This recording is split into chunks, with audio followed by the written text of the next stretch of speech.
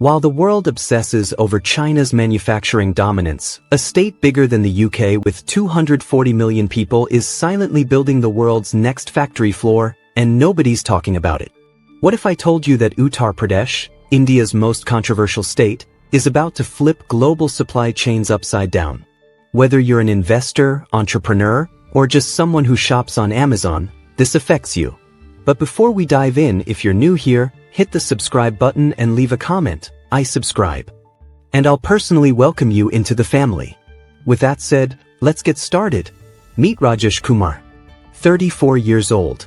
In 2019, he was laid off from a struggling textile mill in Kanpur. His wife was pregnant with their second child. Bills piling up. Hope running thin. Fast forward to today. Rajesh works at a Samsung smartphone factory in Greater Noida, earning $800 a month. That's 3 times what he made before. His kids go to a private school now. He bought a scooter last year. But here's the thing. Rajesh isn't an exception. He's becoming the rule. Uttar Pradesh attracted $12.4 billion in manufacturing investment in 2023 alone. That's more than Vietnam and Bangladesh combined, according to the Up Investment Summit 2023 report. Let that sink in for a second. We're talking about 165,000 square kilometers, an area roughly the size of Uruguay, transforming from farms to factories in less than 5 years. Roads where buffalo carts once dominated now carry trucks loaded with electronics, pharmaceuticals, and defense equipment headed to ports on the coast. But here's what economists won't tell you. This transformation carries a hidden geopolitical risk that could either make this the investment opportunity of the decade or a cautionary tale of spectacular failure. Before we reveal why global CEOs are secretly visiting Lucknow, you need to understand the 3 things that changed everything. Picture this. In 2017, driving from Lucknow to Gorakhpur meant navigating pothole-riddled roads for 8 agonizing hours. Today, a smooth 2.5-hour cruise on the Provincial Expressway. Up built more expressways in 3 years than it did in 70 years. The 2023 World Bank Logistics Report showed UP's connectivity index jumped 340% from 2017 to 2023. Priya Sharma knows this better than most. She runs an electronics export business from Noida. In 2018, shipping components to Mumbai port took 14 grueling hours. We'd lose orders because we couldn't guarantee delivery times, she told me, her frustration still visible even years later. Today, 4 hours via the Provincial Expressway. That 10-hour difference? It's the difference between profit and bankruptcy for thousands of small businesses like Priya's. It's the difference between competing globally or staying stuck in regional markets. But it's not just highways. The Delhi-Mumbai Industrial Corridor cuts right through UP. 6 new airports under construction. The Jewar International Airport, set to become one of Asia's largest, opens in 2025.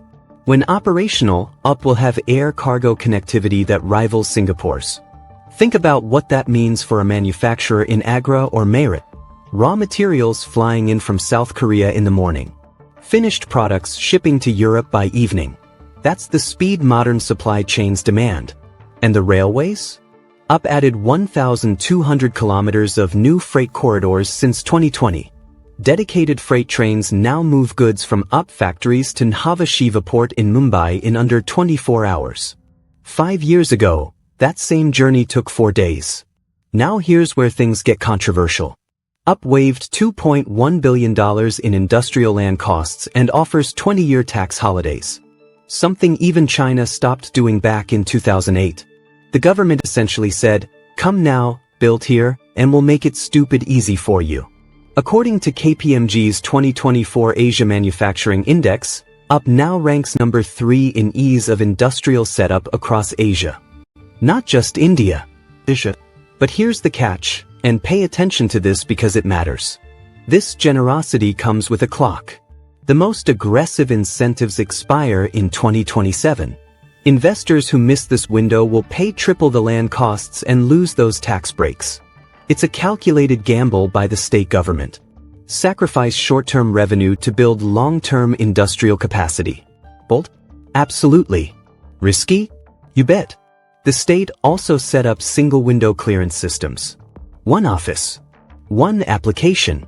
14 days to get all industrial approvals. Compare that to the national average of 67 days. Ankit Varma, who set up a food processing unit in Bareilly, told me something striking. I was ready for the bureaucratic nightmare everyone warned me about. Instead, I had my clearances in 12 days. 12 days. I couldn't believe it. Some economists call it visionary. Others call it reckless. The truth? We won't know until 2030. But there's a third revolution happening that nobody predicted. 240 million people. 65% under age 35. That's a workforce larger than Brazil's entire population, right there in one state. Amit is 22.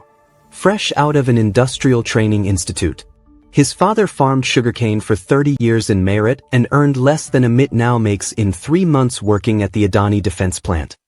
My father doesn't understand what I do, Amit laughs. I assemble drone components. He thinks I'm in an air-conditioned office playing video games.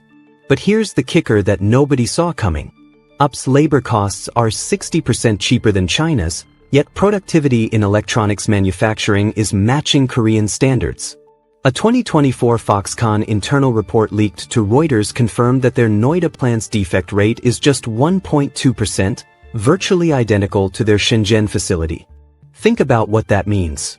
You get near China quality at Vietnam prices with India scale capacity. And it's not just young workers. The state has 47 industrial training institutes and 23 new government polytechnics opened since 2020. They're churning out 180,000 certified technicians every year. Mamta Devi, 28, completed a 6-month machining course in Kanpur. 3 years ago, I was a housewife. Today, I operate CNC machines and earn 25,000 rupees a month. My husband still can't believe it. That's social transformation happening in real time. Women entering manufacturing. Families climbing income ladders. The dignity of skilled work replacing the uncertainty of daily wage labor. So if everything's perfect, why are some analysts calling this a beautiful disaster waiting to happen? Hold that thought. In March 2024, 3 Taiwanese Apple suppliers, Pegatron, Wistron, and Foxconn, announced $4 billion in investments in Greater Noida. Did you hear about it? Probably not. Almost zero mainstream media coverage. But here's why it matters.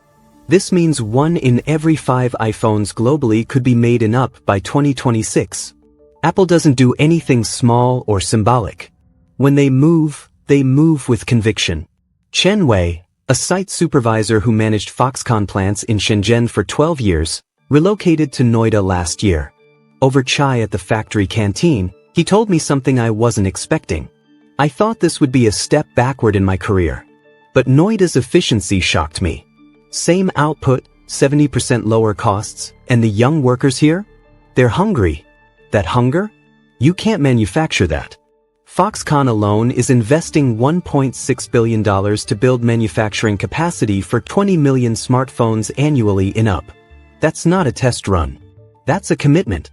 Samsung already operates one of the world's largest mobile phone factories in Noida. They produced 120 million phones in 2023. By 2025, they're targeting 150 million. But it's not just smartphones. Bharat FIH, Dixon Technologies, Lava, Micromax, they're all scaling up operations.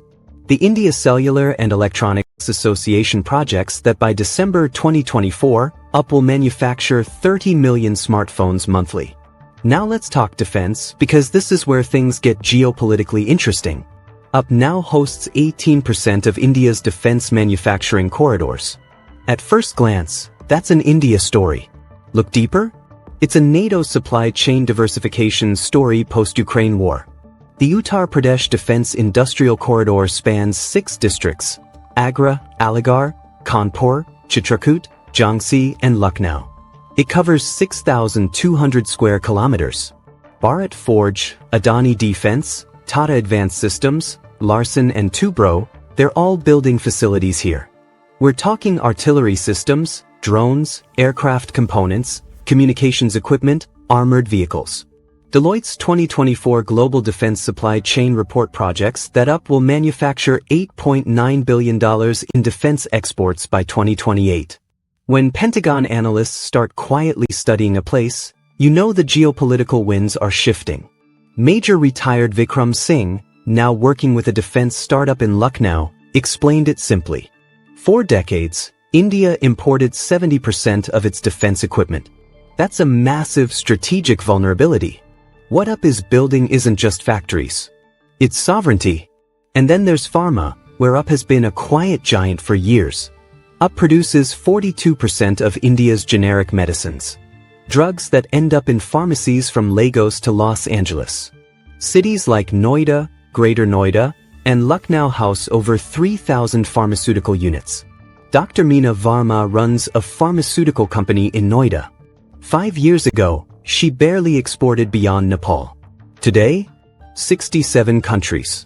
The infrastructure, the incentives, the talent, it all came together in a way I never imagined possible, she says, her voice a mix of pride and disbelief. Cipla, Dr. Reddy's, Sun Pharma, Mankind Pharma, they all have massive facilities here. UP exports generic drugs worth $4.2 billion annually, according to the Pharmaceutical Export Promotion Council's 2024 report. But there's another sector exploding that most people don't know about: food processing. UP is India's largest producer of milk, sugarcane, wheat, and potatoes. But for decades, 30 to 40% of produce rotted before reaching markets. No cold chains. No processing units. That's changing fast. PepsiCo built a $70 million food processing plant in Greater Noida. Nestle, Britannia, Parle, they're all expanding. The state now has 16 mega food parks operational or under construction. Ramesh Yadav, a potato farmer from Agra, saw his income triple after contracting with a chips manufacturer. Earlier, middlemen decided prices. Now, I have a contract. Fixed price. No cheating. My daughter is studying engineering in Kanpur now. The UP government projects the food processing sector will create 2.5 million jobs by 2027. But all this explosive growth? It hides 3 brutal challenges that could sabotage everything. Here's the uncomfortable truth nobody wants to talk about. UP's industrial water consumption increased 890% since 2019.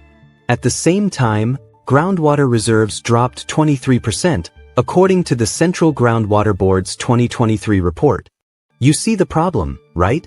Villagers in 14 districts now report factory effluents contaminating their drinking water. Protests are erupting monthly. In Hapur, farmers blocked the national highway for 3 days last August, demanding action against chemical factories.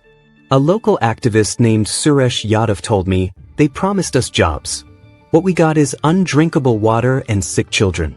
The Hindon River, which flows through Ghaziabad and Gautam Buddha Nagar, is now classified as one of India's most polluted rivers. Industrial discharge, untreated sewage, it's an environmental disaster. Unless circular water recycling becomes mandatory, like Singapore's any water model where treated wastewater is purified for industrial reuse, this boom could literally choke itself by 2030. The solutions exist. Zero liquid discharge systems. Rainwater harvesting mandates. Effluent treatment plants with real-time monitoring. Israel does this brilliantly in their industrial zones. The question is, will they be implemented fast enough? Or will short-term profit thinking create long-term catastrophe? Here's something that'll blow your mind. Despite having 240 million people, UP faces a shortage of skilled workers. How is that even possible? 68% of Industrial Training Institute graduates fail industry-standard skill tests, according to the National Skill Development Corporation's 2024 report. Sarah Thomas, an operations manager at a Korean electronics factory in Greater Noida, put it bluntly. "We hire 100 workers. Within 3 months, only 35 meet our quality standards. We're building factories faster than we're building skills, and that's a recipe for disaster." The gap between a basic ITI certificate and actual industry-ready skills is massive. Soldering, quality control, machinery operation, these require muscle memory and precision that takes months to develop. Here's a specific example. A smartphone assembly line needs workers who can place 47 components onto a circuit board in under 2 minutes with 99.8% accuracy. That's not something you learn from a textbook. Companies are now spending millions on in-house training programs. Foxconn runs a 3-month boot camp for new hires. Only 40% make it through. But there's hope. Germany's dual education model, where students split time between classroom and factory floor, is now being piloted in 50 industrial training centers. Maruti Suzuki, Hero MotoCorp, and Samsung are partnering with these institutes. Results are due early 2025. If it works, game changer. If it doesn't, factories will keep operating at 35% capacity, bleeding money. Japan's Monozukuri approach, the art of making things, is also being studied. It's not just about technical skills. It's about pride in craftsmanship, continuous improvement, attention to detail. Ravi Kumar, who manages a Japanese auto component plant in Greater Noida, said something profound. Indian workers are smart and quick learners. What they lack is exposure to global quality standards. Give them 6 months of proper training, and they're unstoppable. This one's the most uncomfortable, so pay close attention. If US-China tensions escalate further, and let's be honest, they probably will, UP becomes a proxy battleground. Because 67% of the foreign direct investment flowing into UP comes from Chinese origin capital routed through Singapore and Mauritius, according to a Financial Times analysis from February 2024. One American sanctions wave could freeze billions overnight. Factories half-built. Supply chains paralyzed. Workers laid off. It's not paranoia, it's pattern recognition. We saw it happen in Sri Lanka, in Pakistan, in several African nations caught between great power competition. Chinese companies aren't exactly advertising their presence. They operate through shell companies, joint ventures, obscure subsidiaries. But the money trail is there if you look. A Nikkei Asia investigation in July 2024 revealed that 14 of the top 30 investors in UP's Yamuna Expressway Industrial Development Authority have Chinese beneficial ownership. That's exactly why UP is now aggressively courting Japanese, Korean, and European manufacturers. Diversification isn't just smart, it's survival. South Korea's POSCO announced a $1.2 billion investment in a steel plant. Japan's Suzuki is expanding their Noida facility. German auto component makers are scouting locations in Lucknow. The state government hosted a Netherlands business delegation in August 2024. 43 Dutch companies are now exploring investments in agri-tech and food processing. But here's the brutal reality. If geopolitical tensions spike, none of this matters. Capital flows freeze. Projects stall. The whole thing could unravel in months. So let's play this out. 2 scenarios. Best case, worst case. Best case? If the current trajectory holds, UP could generate 15 million manufacturing jobs by 2030, becoming the world's 4th largest manufacturing economy, bigger than Germany, according to McKinsey's India Manufacturing Report from 2024. That's 15 million Rajeshas and Amits going from $200 to $800 monthly incomes. Entire families lifted out of poverty. Kids accessing education their parents never dreamed of. Dignity restored. The multiplier effect is insane. Every manufacturing job creates 3 service jobs. Truck drivers, security guards, canteen workers, mechanics, accountants. That's 45 million additional jobs in the ecosystem. UP's GDP could hit $450 billion by 2030. That would make it bigger than Thailand or Nigeria. Tax revenues would surge, funding better schools, hospitals, infrastructure. A virtuous cycle where growth funds more growth. Worst case? If water scarcity, skill shortages, and geopolitical tensions aren't managed properly, this becomes a rust belt before it even becomes a steel belt. Factories abandoned. Loans defaulted. Environmental disasters. Communities left worse off than they started. The Harvard Business Review published a 2024 case study on rapid industrialization with a warning that should chill every policymaker. Speed without systems creates ghost towns, not economic miracles. Think about what happened in parts of China. Ordos, a city built for 1 million people, became a ghost town when coal prices crashed. Massive investments. Zero returns. Or look at Brazil's Manaus Free Trade Zone. Billions invested in the 1990s. By 2010, half the factories were shuttered because infrastructure never caught up with ambition.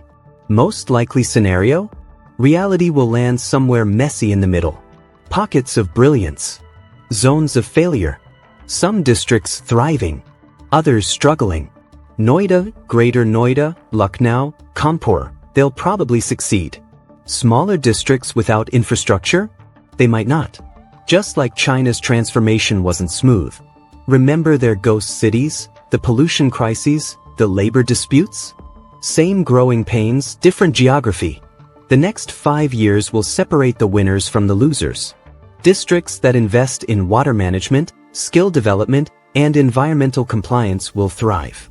Those that don't will become cautionary tales. Would you invest $10,000 in a manufacturing startup right now? Or is this hype destined to collapse like so many next big things? Drop invest if you'd take the risk, or wait if you'd sit this one out, and tell us why in the comments. I'm reading every single one because your perspectives matter. Because here's the reality. Whether you're in Mumbai, Manila, or Minneapolis, what happens in over the next 5 years will change what you buy, where you work, and how the global economy reshapes itself. This isn't just an India story. It's your story. See you in the next one.